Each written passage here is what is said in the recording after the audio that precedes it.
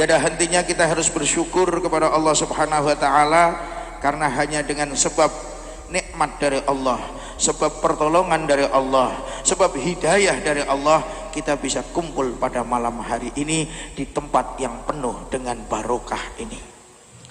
Hadirin muslimin muslimat hadanallahu wa iyyakum. Perjuangan Rasulullah sallallahu alaihi wasallam untuk menyampaikan risalah dari Allah Subhanahu wa taala, untuk mengajak umat manusia supaya beriman kepada Allah. Tujuan mengajak manusia beriman kepada Allah supaya orang yang mau diajak selamat baik di dunia maupun di akhirat. Tujuan yang begitu mulianya, akan tetapi tantangannya sangat luar biasa sekali.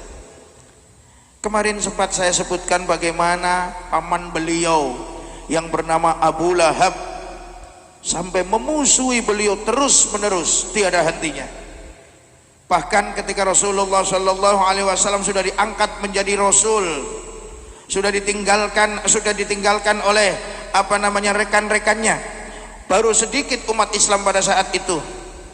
Abu Lahab yang begitu sangat bencinya meminta pertolongan kepada seorang raja besar, Raja Syam, Raja Syria sekarang, namanya Hubeb bin Malik.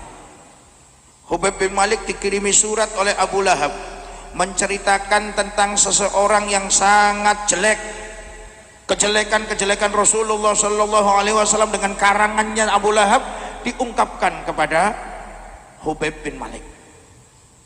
Akhirnya Hubeb bin Malik datang ke kota Mekah. Belum sampai di kota Mekah, masih di daerah Utbah, Hubeb bin Malik mengirim surat, mengirim utusan kepada Abu Lahab. Abu Lahab, saya sudah datang di Utbah, saya nggak mau masuk kota Mekah, kamu yang datang ke sini. Akhirnya Abu Lahab datang sowan menemui Raja Hubeb bin Malik. Setelah bertemu, kemudian Hubeb bin Malik tanya, sebenarnya siapakah Muhammad itu? Abu Lahab akhirnya cerita, pada waktu kecil Muhammad itu orang baik. Pada waktu kecil Muhammad itu dijuluki Al-Amin. Pada saat menginjak dewasa, Muhammad itu orang yang sangat bijaksana. Muhammad sebelum umur 40 bisa mempersatukan kabilah-kabilah di daerah Arab. Orang yang sangat bagus, luar biasa. Cuman sayang, setelah umurnya 40 dia mulai ngaco, pikirannya mulai tidak beres. Sekarang dia menjadi tukang sihir. Dia mengaku-ngaku sebagai utusan dari Tuhan. Maka saya mohon kepada engkau wahai Paduka Raja, tolong itu Muhammad dihabisi saja. Ini permintaan dari sinten? Abu Lahab, supaya si Kanjeng Nabi niku dihabisi. Akhirnya Hubeb bin Malik mengirimkan pasukan meminta kepada Kanjeng Nabi Muhammad Shallallahu Alaihi Wasallam untuk datang menghadap. Dipaksa Kanjeng Nabi menghadap Hubeb bin Malik. Datanglah Rasulullah Shallallahu Alaihi Wasallam beserta istri tercintanya Khadijah al-Kubra.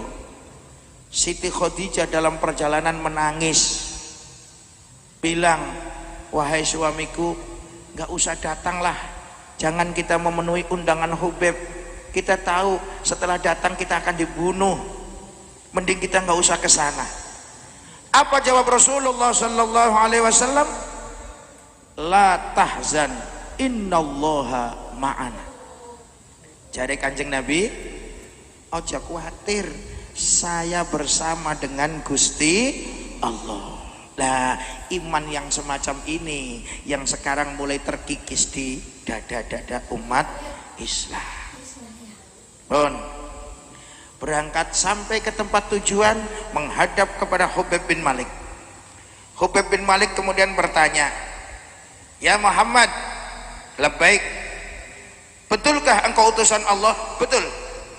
Subhanallah, Mas. Apa kata Hubeb bin Malik? Kalau memang kamu betul utusan dari Allah, saya minta satu, turunkan bulan di siang hari, dikongkon mudhunaken bulan ning waktu awan. Setelah itu belah jadi dua, masukkan ke dalam lengan baju kamu kanan dan kiri, keluarkan lagi, persatukan kembali, kemudian suruh bulan untuk bicara asyhadu alla ilaha illallah wa asyhadu anna muhammadar rasulullah. Kalau kamu bisa melaksanakan ini, saya percaya kamu adalah utusan Allah. Oh, Abu Lahab seneng bu. Wah kiye, ora bakal bisa, masa wulan ning dhuwur bakal mudun, orang ngandel. Apa jawab Rasulullah sallallahu alaihi wasallam? Saya berjanji, apa yang kau inginkan aku. Kemudian Kanjeng Nabi naik ke Gua Hiro. Di sana Rasulullah sallallahu alaihi wasallam sholat 2 rakaat, berdoa kepada Allah Subhanahu wa taala. Di dalam doa kemudian dikasih tahu bahwa Hubaib bin Malik itu punya anak perempuan yang cacat, buntung kakinya, buntung tangannya, picak pisan, ora bisa apa-apa. Dikasih tahu dening Gusti Allah lewat malaikat Jibril. Setelah itu Gusti Allah bilang, sudah kamu turun, kemudian laksanakan apa yang menjadi keinginan Hubaib. Turun menemui Hubaib, waktunya sore menjelang malam, habis asar, cuaca mendung. Permintaan daripada Hubaib siang hari, jangan malam hari. Pada saat mendung itulah keadaan gelap, keluarlah bulan, tapi belum masuk waktu malam hari. Di saat bulan keluar, kemudian Rasul memandang kepada bulan dan menyuruh bulan untuk turun. Wahai bulan, turunlah kamu ke sini, ke pangkuan saya, disaksikan oleh banyak orang, Mas. Bulan turun. Logika susah menerima. Kenapa? Bulan itu hakikatnya besar sekali, tidak seperti bayangan kita yang sebesar bola. Tapi saat itu dengan sinarnya yang terang benderang tuh seolah-olah sabal dong. Sabal satu bola untuk sepak bola itu atau bola voli turun ke pangkuan Rasul, dibelah dengan tangan mulia Rasulullah. Sret, itu sinarnya terang benderang. Orang yang ada di sekitar situ silo semua. Dimasukkan satunya ke lengan baju kanan, satunya lengan baju kiri. Setelah masuk, dikeluarkan lagi, tangkepaken maning, seret, tangkep maning, tangkep nah, terus gelundung ke depan, mengucapkan asyhadu alla ilaha illallah wa anna muhammadar rasulullah. Kaget orang yang ada di sekitar situ. Hubaib bin Malik takjub. Sebelum Hubaib bin Malik menyatakan Islam, Rasul bertanya, ya Hubaib, Raja Syam yang mulia, Anda punya anak perempuan, anak gadis perempuan yang cacat, tidak punya kaki, tidak punya tangan, dan buta sekalian. Betul apa enggak? Syria dengan Mekah itu jauh, Mas. Saat itu durung ana televisi, durung ana HP. Dan karena itu anak raja, cacat diumpetaken, tidak ada orang yang tahu kecuali pembantu raja. Kaget itu Hubaib bin Malik. Kok bisa panjenengan ngertos ya Rasul, ya Muhammad? Kenapa Anda tahu bahwa saya punya anak kecil yang cacat, punya anak perempuan yang cacat? Saya dikasih tahu oleh Allah. Terus gimana Muhammad? Anakmu sekarang sudah sembuh, sudah punya kaki, punya tangan, dan punya mata. Silahkan pulang, lihat anakmu sudah normal. Seketika itu Hubaib bin Malik langsung asyhadu alla ilaha illallah wa asyhadu anna muhammadar rasulullah. Langsung masuk Islam seketika. Abu Lahab tambah marah. Abu Lahab mencaci maki Hubaib bin Malik sambil lari keluar dari istananya Hubaib bin Malik, kemahnya Hubaib bin Malik yang ada di Utbah, memberitahu kepada masyarakat kota Mekah bahwa Hubaib bin Malik telah disihir oleh Kanjeng Nabi Muhammad sallallahu alaihi wasallam. Ringkas cerita, Hubeb pulang sampai di Syria, sampai di Syam. Ketika baru masuk, dijemput oleh anak perempuannya yang tadinya nggak bisa apa-apa. Dijemput kemudian memeluk orang tuanya sambil mengucapkan asyhadu alla ilaha illallah wa asyhadu anna muhammadar rasulullah. Bapaknya kaget, kamu kok bisa mengucapkan kalimat itu dari mana? Kok bisa ngerti kayak gitu dari siapa?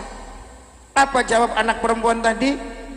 Saya didatangi lelaki yang tampan sekali, memberitahu kepada saya bahwa bapak telah masuk Islam, bapak telah mengucapkan 2 kalimat syahadat. Oleh karena itu saya juga mengucapkan kalimat syahadat. Setelah saya mengucapkan kalimat syahadat, saya dikasih sembuh oleh Allah subhanahu wa ta'ala.